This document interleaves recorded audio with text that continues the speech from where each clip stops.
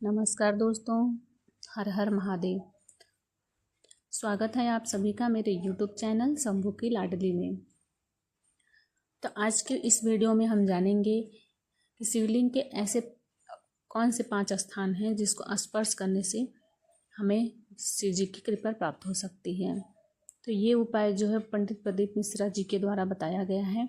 शिवलिंग का ऐसे 5 स्थान जहाँ पे चंदन का टीका लगाकर स्पर्श करने से हम भगवान शिव की कृपा को प्राप्त कर सकते हैं। तो चलिए जानते हैं इस उपाय का महत्व और इसकी विधि। तो इस तरह की जानकारी पाने के लिए आप लोग इस चैनल को सब्सक्राइब कर लें और कमेंट में हर हर महादेव जरूर लिखें। ये ऐसा हो जाएगा, कोई हमारे कोई गलत तो नहीं कर रहा है। आपको लगता है 7 स्थान चंदन के बताएं महाराज। पहला शिवलिंग, दूसरा जहां गणेश जी का स्थान है, मालूम है ना सबको? जम के बोलो जरा, मालूम है ना सबको? जहां गणेश जी का स्थान है वहां अलग से गणेश जी बैठे, वहां नहीं।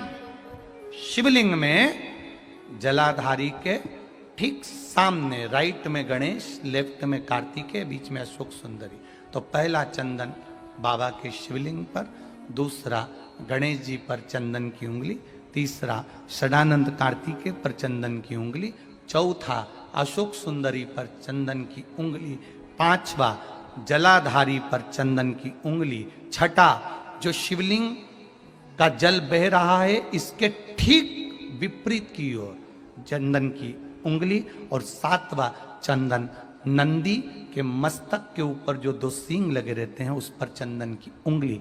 ये कब लगाई जाती है? या तो पित किया है। अशोक यहाँ पर वर्णन कर रही है, मैना, धन्य और कला की कथा कह रही है। तीनों ने सनकादि ऋषियों से मांगा। चंदन भगवान को अति प्रिय होता है और चंदन ही एक ऐसा होता है जो पितरों को भी प्रिय होता है, जिसका स्पर्श मात्र लगने से पूर्वजों का कल्याण हो जाता है, वो चंदन का। एक सुंदर सी कथा आती है शिव महापुराण की, कौमार खंड की। कौमार खंड की कथा कहती है, कौमार खंड का चरित्र कहता है। बढ़ा दो, थोड़ा बढ़ा रहे हो तो बाहर का बढ़ा दो, जिससे लोग चिल्लाना थोड़ा कम कर दें। कौमार खंड में एक कथा आती है। षडानंद कार्तिकेय बाबा अपने माता पिता को प्रणाम कर कर श्री शैलम की यात्रा पर चलते चलते उनको 3 दर्शन हो। षडानंद कार्तिकेय जी जब चले तो उनको 3 दर्शन। अभी बाबा जी आपने, सतवा बाबा जी आपने मां नर्मदा जी की परिक्रमा की, कैलाश मानसरोवर की परिक्रमा की।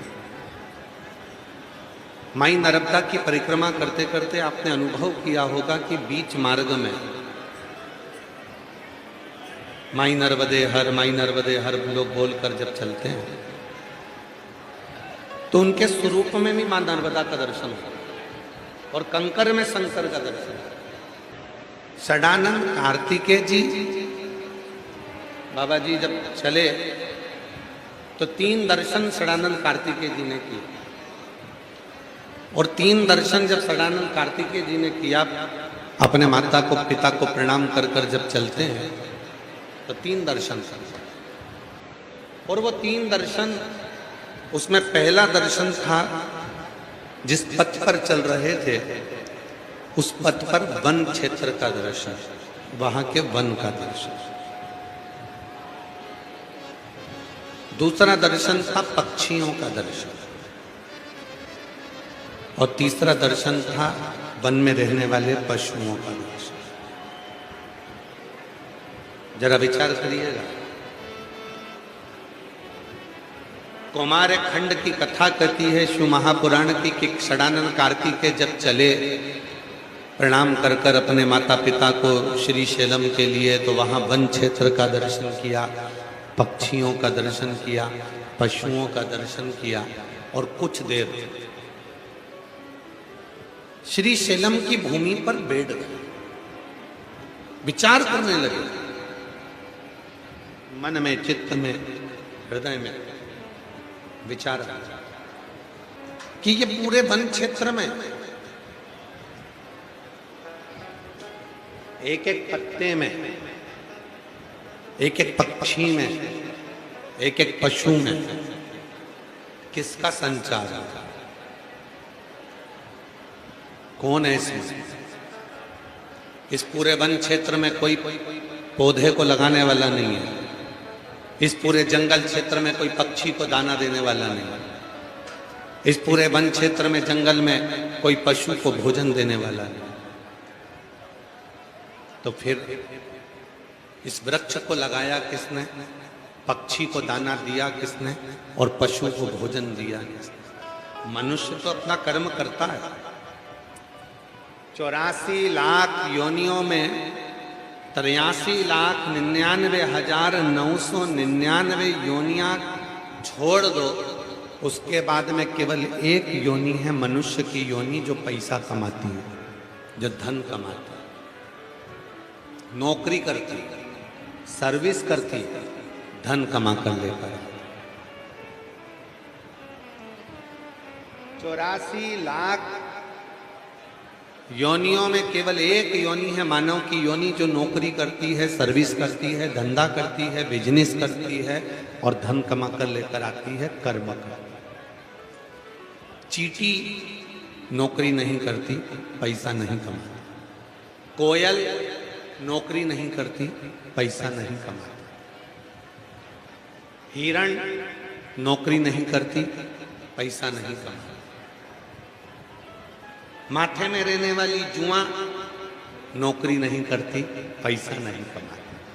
मच्छर नौकरी नहीं करता, पैसा नहीं कमाता।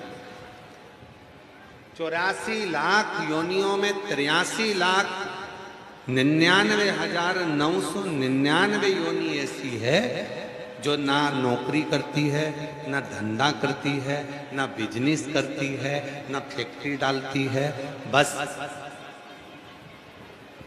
कर्म करते करते चलती है और वो पैसा भी नहीं कमाती है। फिर भी बिना धन कमाए, बिना नौकरी करे, वो मेरा देव अधिदेव महादेव उन 83,99,999 योनियों को भोजन दे, वो भोजन दे रहा है। जिस बलिया की भूमि पर हम कथा श्रवण कर रहे हैं, ये बलिया की भूमि साधारण नहीं है। जरा विचार करिएगा, भृगु ऋषि स्वयं जिस भूमि पर आकर तप करते हो, भृगु ऋषि जिस भूमि पर आकर साधना करते हो, भृगु ऋषि जिस भूमि पर आकर तपस्या में डूब जाते हो, क्या वो बलिया की भूमि साधारण हो? साधारण हो? वो बलिया की भूमि क्या साधारण हो? शिव महापुराण में भगवान शंकर पार्वती से कहते हैं, पार्वती मनुष्य के 4 जन्म होते हैं। थोड़ा सावधानी से सुनिएगा सारे बलिया वाले। मनुष्य के 4 जन्म होते हैं। भगवान शंकर पार्वती से कहते हैं, पहला जन्म जब माता के गर्भ से बाहर निकलता है, पहला जन्म। मनुष्य का दूसरा जन्म होता है जब उसका विवाह होता है। मनुष्य का तीसरा जन्म होता है जब वो पिता बनता है, माता बनती है। और मनुष्य का चौथा जन्म होता है जिस स्थान पर बैठकर वो परम सत्य को, उस परमात्मा को प्राप्त कर लेता है, वो मनुष्य का चौथा जन्म है। वो मनुष्य का चौथा जन्म है। कल हमसे कोई कह रहा था, गुरुजी ये भृगु ऋषि की तपोस्थली है बलिया। तो हमने उनको रोक कर कहा, नहीं नहीं नहीं, ये केवल भृगु ऋषि की तपोस्थली नहीं, ये भृगु ऋषि की जन्म स्थली भी कहो, क्योंकि यहीं पर बैठकर परम सत्य को भृगु बाबा ने प्राप्त किया। जब किसी का विवाह होता है, एक लड़का एक लड़की का जब विवाह होता है, तो वो भी उसका एक जन्म होता है। वहां से उसका मोड़ बदल गया। वो पति बन गया, वो पत्नी बन गई। फिर घर में बच्चा होता है, फिर उसका जन्म होता है, वो मां बन गई, वो पिता बन गया। जिस भूमि पर बैठकर आप तपस्या करते हो, साधना करते हो, तप करते हो,